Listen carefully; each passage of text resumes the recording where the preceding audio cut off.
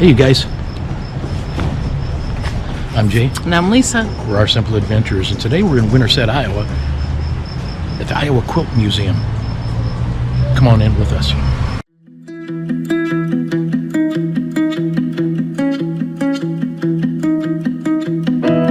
My apartment is a mess. There's no room for happiness. Okay, first a little history on this building. Built or done in 1886, there was a hardware store here. Then in the early 1900s, it became what was it? Dry goods. Oh, dry goods. Dry goods until 1931, when J.C. Penney came in here from 1931 to 1997. So that's quite a run. 66 years. Anyway, let's go in and see this quilt museum. Is a collection of house quilts called Welcome Home. It is from Julie Silber. She is a curator and a collector in California, and I think she has several collections, but this is her collection of house quilts. Oh, so these are all hers. These are all hers. There's about 20 of them. I think 2 of them somebody threw into hers, but yeah. Anyway, they go from 1850 clear up to the present. So each one of them has a story with them, and the stories are fabulous to read about that quilt, and that may change your mind on your favorite. So as you go in and around, you'll go to the right. Okay. When you get to the end, you're going to be at a stairway. The stairway goes up to a display on the bed. It is just a quilt top, not a quilt.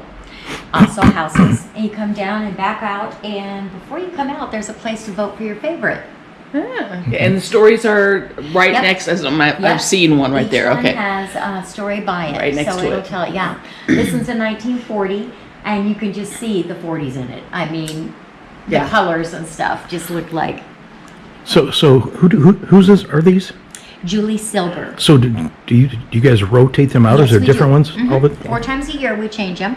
We Okay. just got done with Ricky Timms, which is an international quilter, teacher, and everything.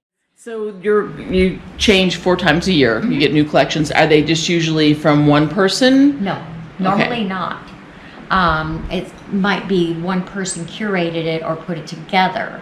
The one before Ricky was your grandmother's quilts, and that came from, I think that one was all Madison County, but it was all different people that did Just it. kind of go off the theme then, and whoever didn't find them.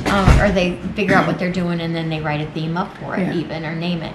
And then the one before that was what I came in on and started in November. So I got right in on the end of one and through the next 2. And that one was art and fiber. And that was really cool. That was actually like going through an art gallery. They were all, and we were chosen from the whole nation to house this exhibit here. Okay. Well, shoot. Oh, yeah, we'll look at those up when we come back out and stuff. Well, enjoy. Yeah. If you have any questions, just holler. All right, thank you. Thanks. What was your name? Sharita. Sharita. Thank you. Thank you.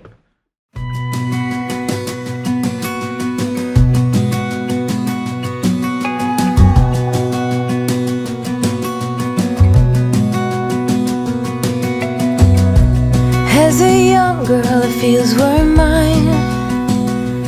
We played hide and seek for hours, raised our shadows among the pines. So offshore, playful and free, without a care in the world. I was one rich little girl, daydreamer, kidnap me,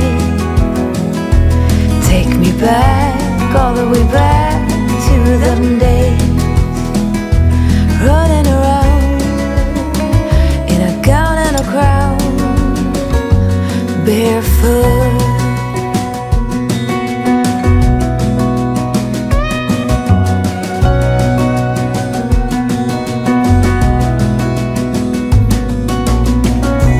No mistake ever kept me late.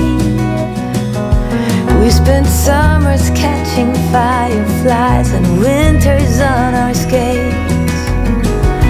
One big smile across my face.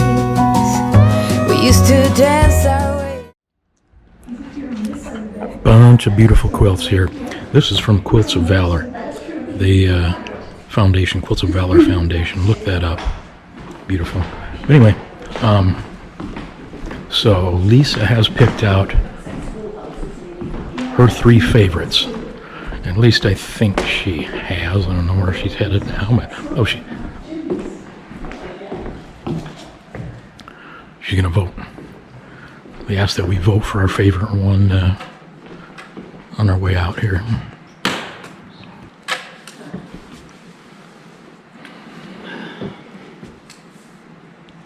Oh, just on a side note, these were all, well, you guys heard the nice lady out front talking about them, but they keep the climate in here a constant temperature and a constant 50% humidity for the best life of these old quilts. So they really strive to take care of them, and it's quite a deal. Okay,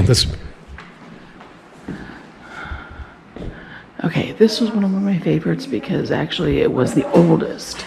It is dated 1897 and through 1929. And this had a really cool story with it.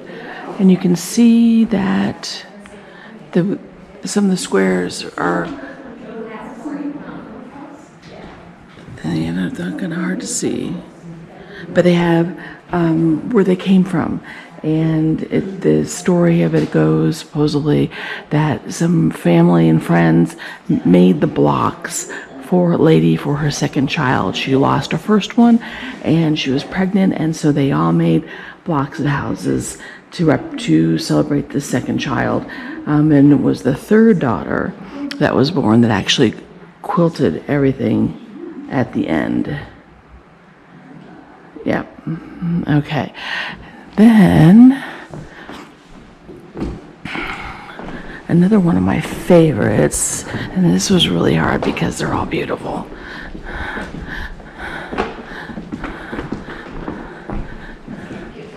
Is this one right here? Okay, this was from 1940, and it's kind of the opposite of what we normally see quilts at. We see quilts with dark houses and then the light in the background, and this one was the opposite. And they were thinking that this is possibly because of World War II, that there was very intense patriotism at that time, and so the red and the blue was very common to do quilts in the red, white, and blue, and this one was the red and blue. And my last favorite comes over here to this one.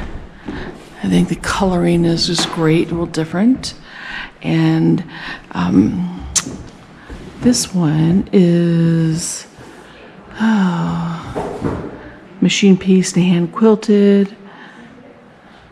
And again, a lot of these have names stitched on the back, but they're not sure if it's the quilter or was a gift for someone or someone in its later years. And this is an example of that.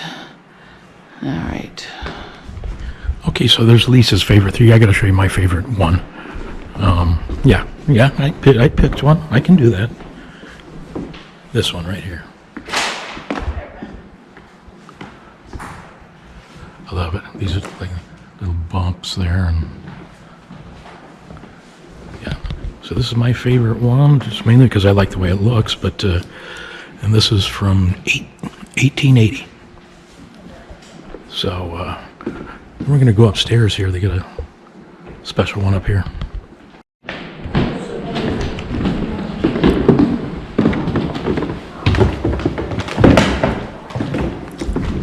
Creaky steps. Oh, J.C. Penney. Now, I can kind of picture clothes racks and stuff down there.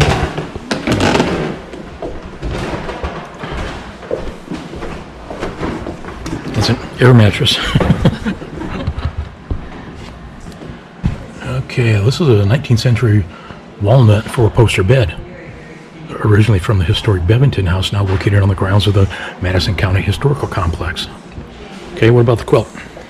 The quilt was special because it only, well, it's a quilt top. You can see that it has not been quilted, so there's no back to it.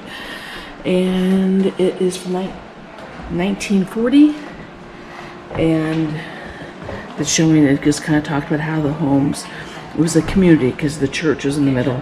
All the houses are on the edges, and the houses are reaching for the sky. Okay.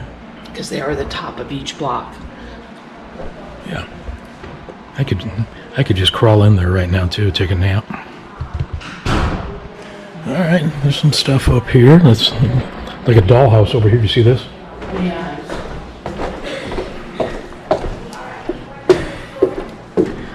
Okay, this dollhouse was made in the 1950s by George Montrose for his 3 daughters. He completed it during a period of time when he contracted the mumps and could not store it and could not work in the drugstore.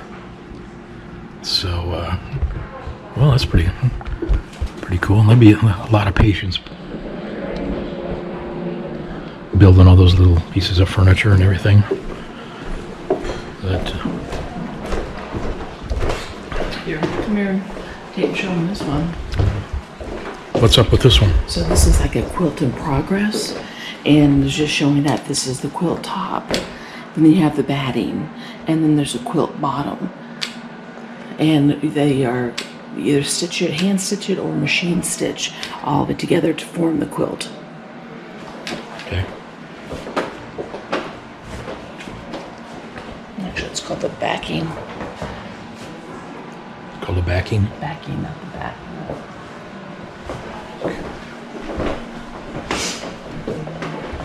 Okay, well, this never thought. It's kind of interesting with these quilts, and all they make me is just want to take a nap. Yeah, the quilts are beautiful. The quilts are gorgeous, and the talent that people have, and the history behind the quilts is amazing. I love the quilts.